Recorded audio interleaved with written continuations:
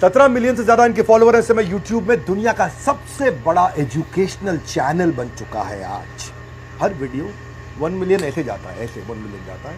42 लाख बच्चों को ये पेड पढ़ा रहे हैं आज। मुझे नहीं लगता कि इससे ज़्यादा बच्चे शायद दुनिया में कहीं पेड बच्चे एक साथ पढ़ते हो। ये केवल टीचर नहीं है, बच्चों के लिए एक इमोशन है। सिखाने में परफेक्शनिस्ट, समझाने में थेरेपिस्ट, द शिक्षा के स्पेशलिस्ट, ज्ञान की खान है आप, स्टूडेंट की जान है आप। खान सर, आपका स्वागत है द बड़ा भारत शो में। धन्यवाद। तो खान सर, सबसे पहले जो मैं आपसे सवाल पूछना चाहता हूँ जिसने मेरे को बड़ा इंस्पायर किया, और वो सवाल ये है कि कोर्स जो आप कर रहे हैं, पहले पेड की बात करते हैं। फ्री तो सब देख रहे हैं, पेड आपका जो लोग नहीं देख रहे हैं उनको बता दें कि आप 200 रुपया में पढ़ाते हैं, 180 दिन, समझो 1 रुपया पर डे, कॉफ़ी के खर्चे से कम, इरादे आपके नेक हैं, तभी कीमत रुपया 1 है। तो मतलब ये है कि एक फेमस सेइंग है कि आपके जो कोर्सेज है खान सर, वो इतने सस्ते हैं कि कंपटीशन पैदा नहीं हो सकता। तो इतने सस्ते कोर्सेज आपने लॉन्च कैसे किए? देखिए, हमको लगता है ना कि जैसे ज़िंदगी जीने के लिए ऑक्सीजन जरूरी है, वैसे एजुकेशन भी बहुत ज़रूरी है। भारत को विश्व गुरु कहा जाता था, हमारी संस्कृति पूरी दुनिया में जानी जाती थी। तो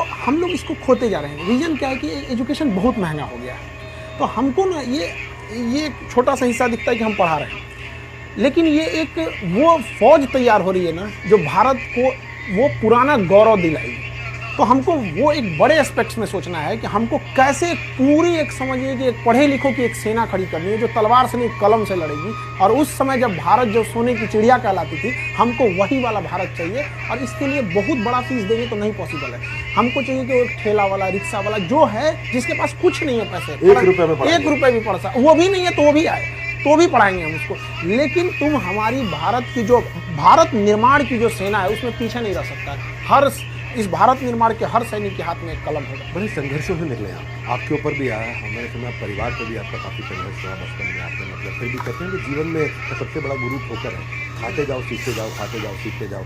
तो आपका बचपन बहुत मुश्किलों में गुजरा। पिता के पास स्टेबल जॉब नहीं थी, चीज़ों का अभाव था, पेंसिल तक आपको आधी करके दी जाती थी, और कुछ सादे पन्ने आपको मिलते थे तो माँ मम्मी जोड़ सिल के करके देती थी। सिल करके दिन में हम लोग बटोर के लाते थे। घर के आगे कॉलेज था, तो वो जो कुछ किताब जो फेंक देते थे कॉपी, तो उसमें जो सादा रहता था उसको फाड़ ले आते थे और उसको सिल के मम्मी दे देती थी। और उसको हम लोग ना कॉपी चेक कराने नहीं ले जाते थे, क्योंकि स्कूल वालों का एक स्ट्रेटजी होता है कि कॉपी मेरे यहाँ से खरीदो, ये तो कॉपी ही नहीं है, सिली हुई है।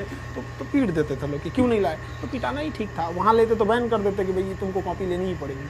और आप आर्मी ज्वाइन करना चाहते थे, ज्वाइन नहीं कर पाए? ये मेरा हाथ ये अजीब डिजाइन का है। मतलब हमको बस आर्मी ही चाहिए थी और कुछ भी नहीं चाहिए। हम जब 10th में पढ़ते थे तो जो एनसीसी में गए थे, तो शूटिंग जब दिया गया, बहुत बेहतरीन शूटिंग किए।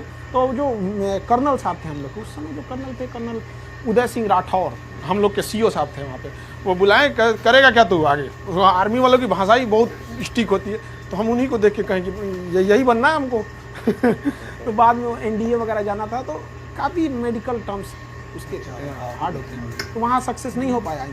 और ऐसे चीज़ में आप छटिएगा जो कभी सही भी नहीं हो सकता है, तो फिर वहाँ जाना कोई मतलब नहीं बनता। फिर बाद में एजुकेशन टीचिंग में चला। तो सीबीएसई आपने 10वीं इंग्लिश से किया, अच्छा, और 12th आपने हिंदी से किया।